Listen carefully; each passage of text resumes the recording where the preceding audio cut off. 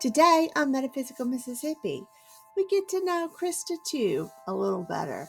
Not only is she our director, she also is a Reiki master teacher and practitioner.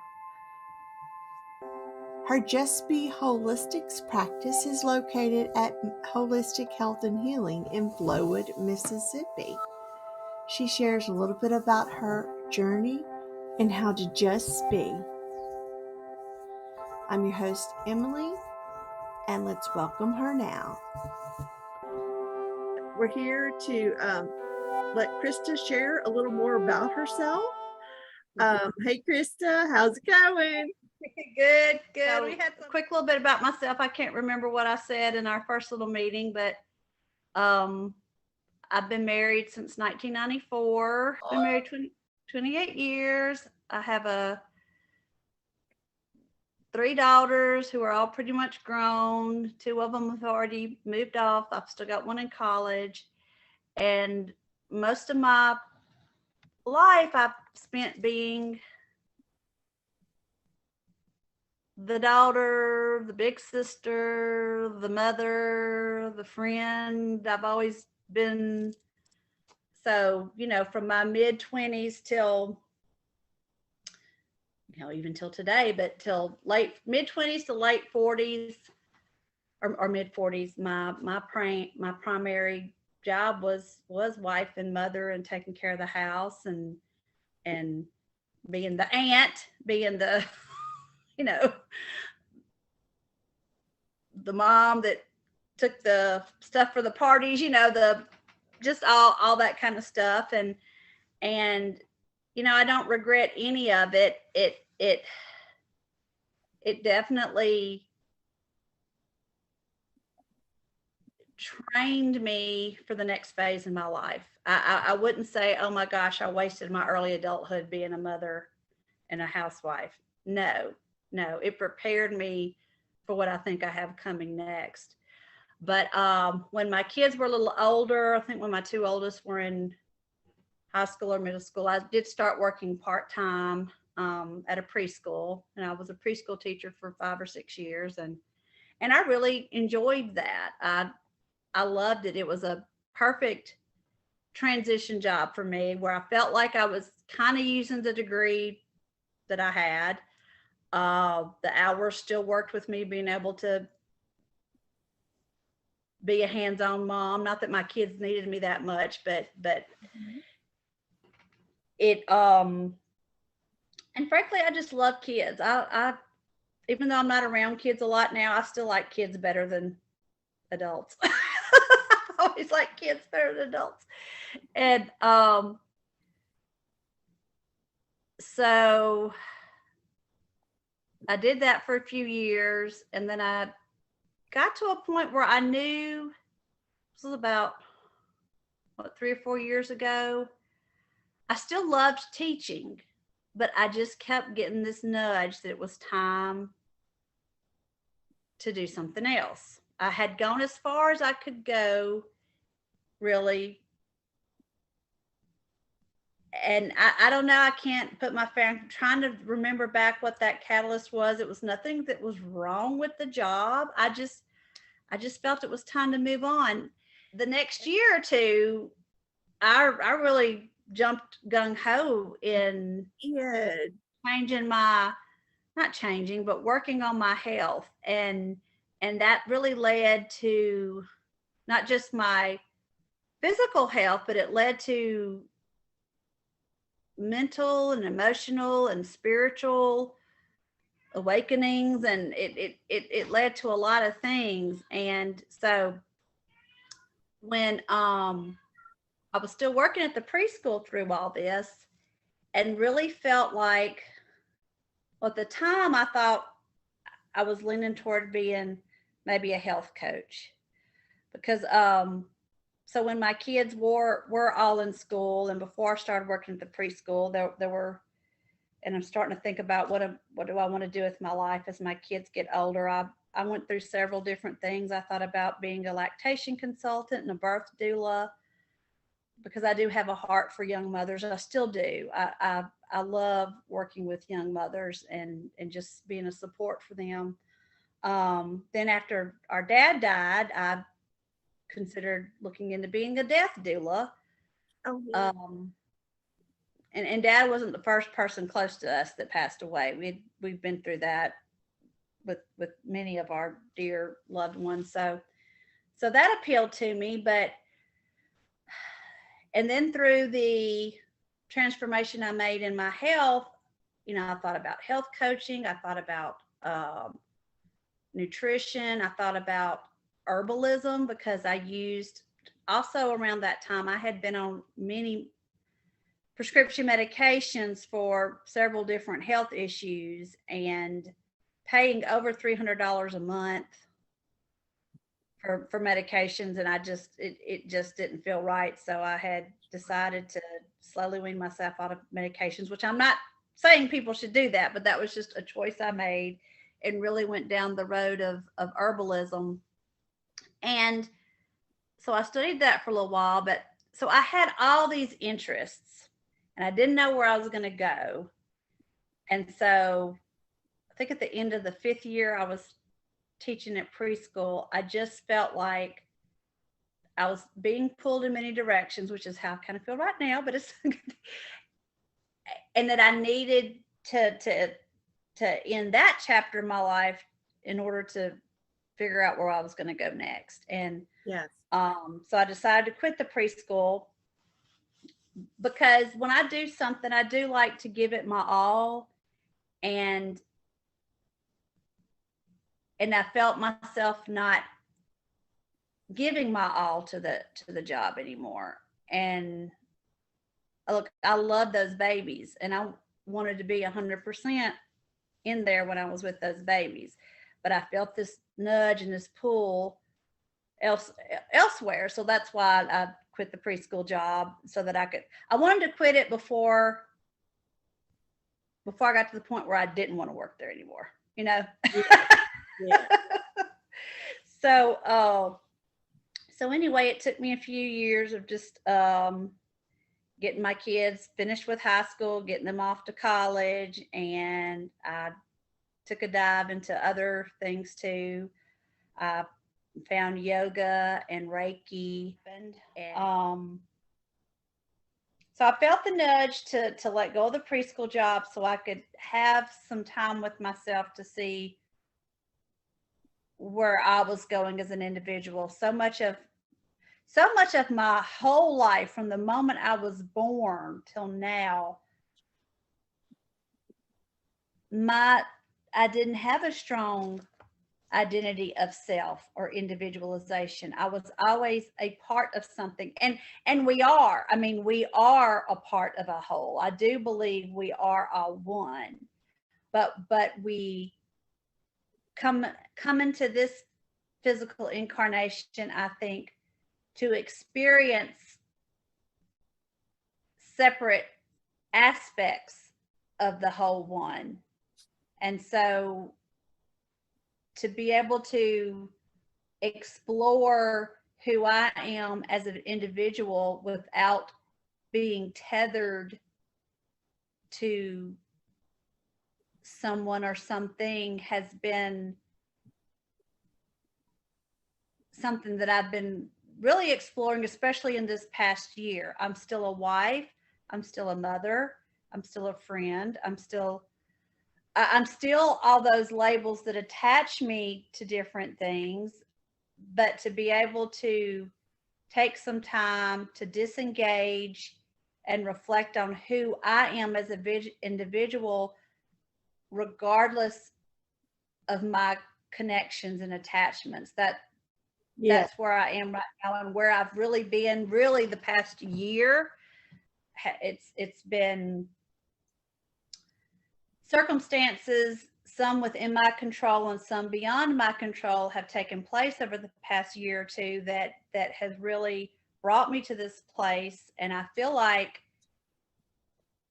it is the place I was to go. And I still don't know where I'm going, where the destination is, but I don't think we I don't always think it's in our best interest to know where the destination is. Oh, yeah, I mentioned that, yesterday, just putting one foot in front, because if we know, we try to control, it gets frustrating. Yeah, I was thinking the other day, we hear a lot, oh, you got to stay on track, focus, keep your eye on the ball. And I'm not saying there's not times to do that, but if you stay on track all the time, if you keep your eye on the ball all the time, you miss what's going on around you. Like if you're so focused on keeping your eye on what your goal is and working toward that goal, and you don't take the little sidetracks, you might miss some really cool scenery. You might miss out on some really life-changing experiences. Mhm. And you may even realize you wasn't on the right track. Right. Sometimes you got to take a detour and realize, oh, wait a minute. This detour is going to get me to where I'm going quicker than that path I was on. So I don't know. Where was I going with that? What's it? The journey is more important than the destination. I quit the preschool job so I could have time to explore all these things that were calling to me. But, looking back, there was another reason why it was important that I go ahead and leave that position. That following school year, my oldest daughter, she was a junior in college, developed some significant health issues and ended up in the hospital. Oh, yeah. Almost for a whole month. But it was in her junior year, and she struggled with some health issues. And honestly, we got close to, I wouldn't say she was on her deathbed, but pretty close. So I needed to be mom again. I needed to be there for her with that. And then I think it was the following year, maybe 2 years later, my husband had a heart attack, and so I needed to be with him for that. So both of those events, it kind of redirected my path a little more too. And in the meantime, though, I was still working on health and wellness, but not so much about nutrition. I kind of, backed off on being so gung ho about that area of my health. I mean, it's still something I revisit. I still practice intermittent fasting some. I still have short periods of times where I try to lay off the the highly processed carbs and go a little more with the good fats and proteins. But I'm not hardcore about it.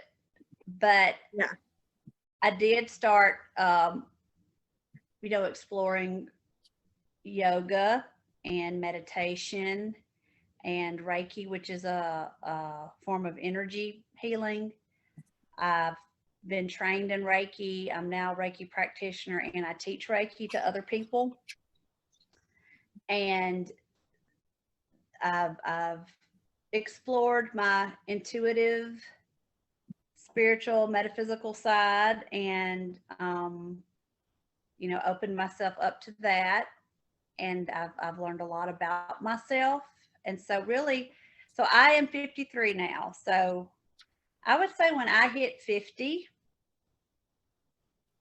I realized, okay, my life is half over, because I expect to live to be 100. So it's like, okay, my life's half over, and now it's time for Krista 2.0. It's time for Krista to see who I really am, where I'm really going, what I really came here in this lifetime to do, and what is my mission. And the details the work is still a work in progress, and it's not so, I feel like now it's not so much what I'm doing that matters, but it's not what I'm doing, but who I am, what I be, my beingness. I'm a human being. Yeah. What did I come here to be? Not what I come here to do. And I feel like it's just to love, and not just to love people in the action, in the verb, not just to do things of showing acts of love.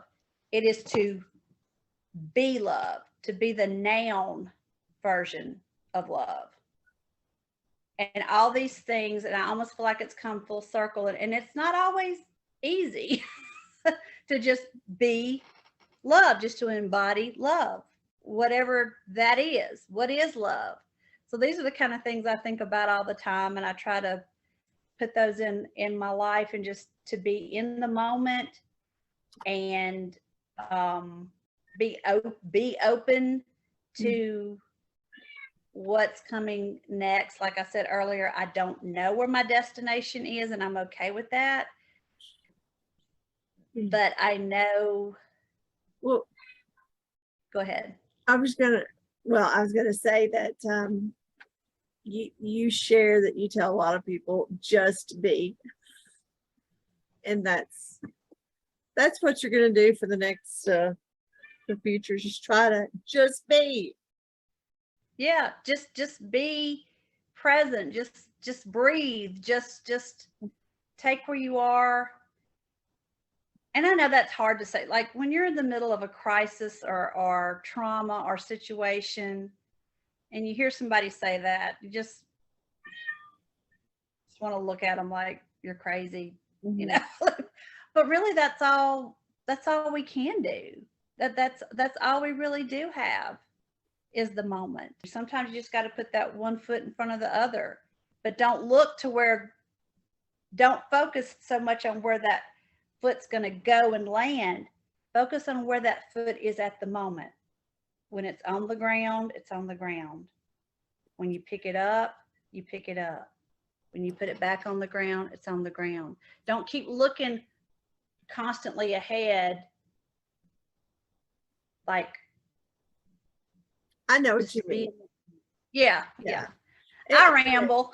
Yeah, no, and we are looking forward, sort of, but if we try to get focused on way out there on the horizon, we're gonna miss a rock that's in our way if we're not looking down at our feet. So I think we have to you could trip on that rock, but you could also, like, there was a rock you could have picked up and put in your pocket that was a beautiful rock that could have been your new friend. Yeah, you missed it, wasn't looking.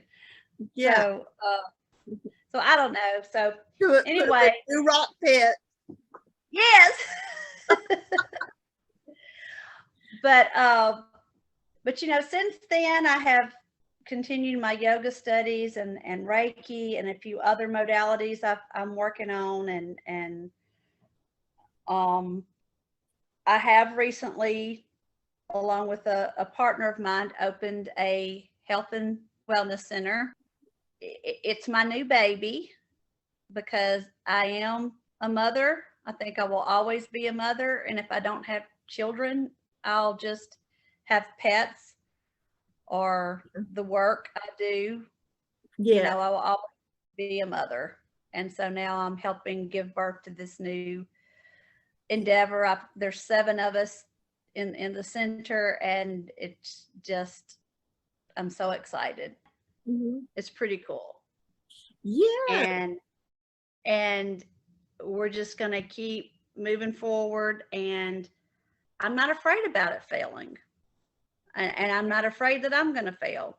If I fail, I fail. If I don't, I don't. It's really feels good to just allow things to flow versus scratching and clawing and trying to make something happen. There's a difference between trying to make something happen and allowing something to happen. Yeah. I mean, I feel like we have to do the work to get there, but you don't have to push or force. You can just allow it. So that's where I'm going the second half of my life. Oh, about 6 months ago, when I was at another crossroads of, okay, so what's next for me? Where am I going? I told God, source, universe, whatever you want to call it, that I was willing to do whatever it was I came here to do. I'm willing to do it. Mm-hmm. Then I told him what I wasn't willing to do. I said, I'm not going to intend, because this is something no father in heaven would ask us to go against what our heart is telling us. I know exactly what you're saying. I said, I'm willing to do the work I came here to do, but I will not fight for it.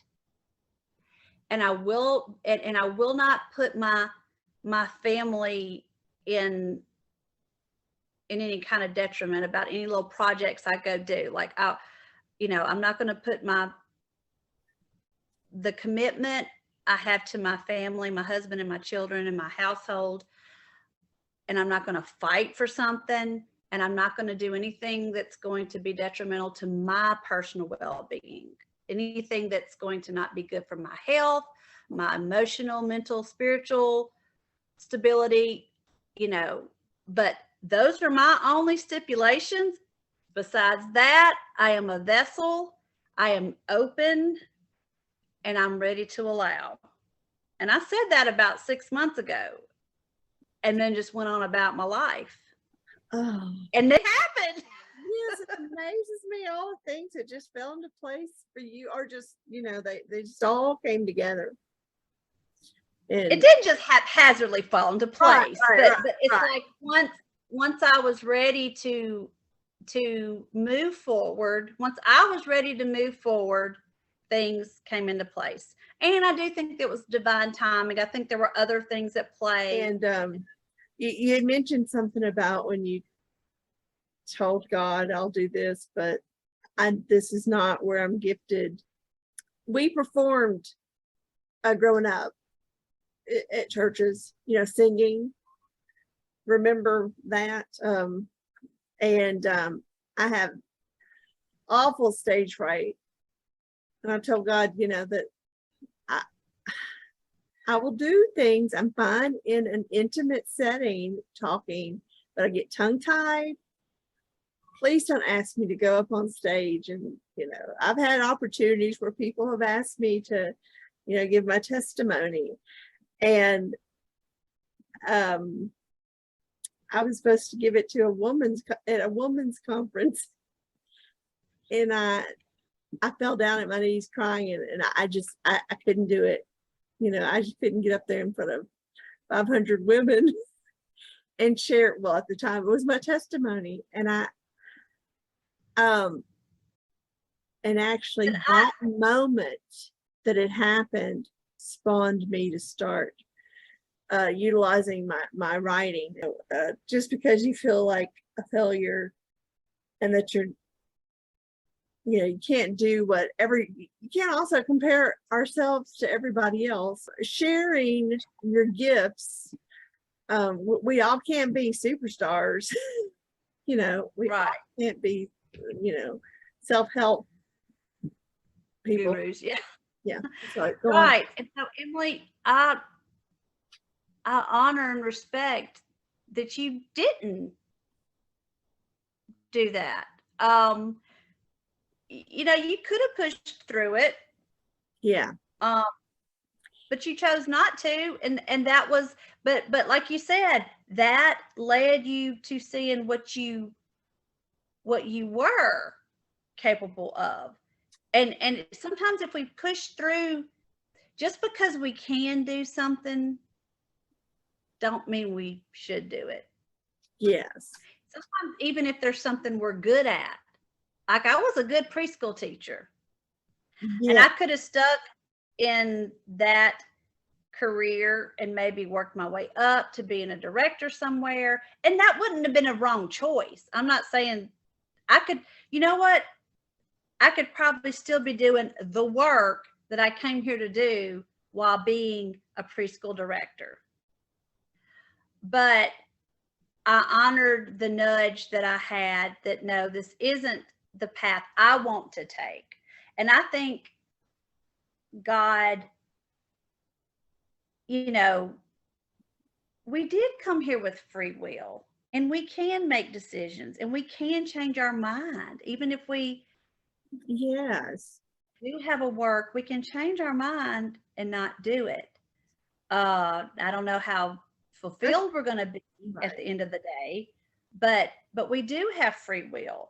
But God will step in and give us the strength to do the things if we feel it in our heart. It's all about what's in this heart. It's not always up here. It's what's right here. What do you feel right here? And that's what can lead you. But yeah, not everybody.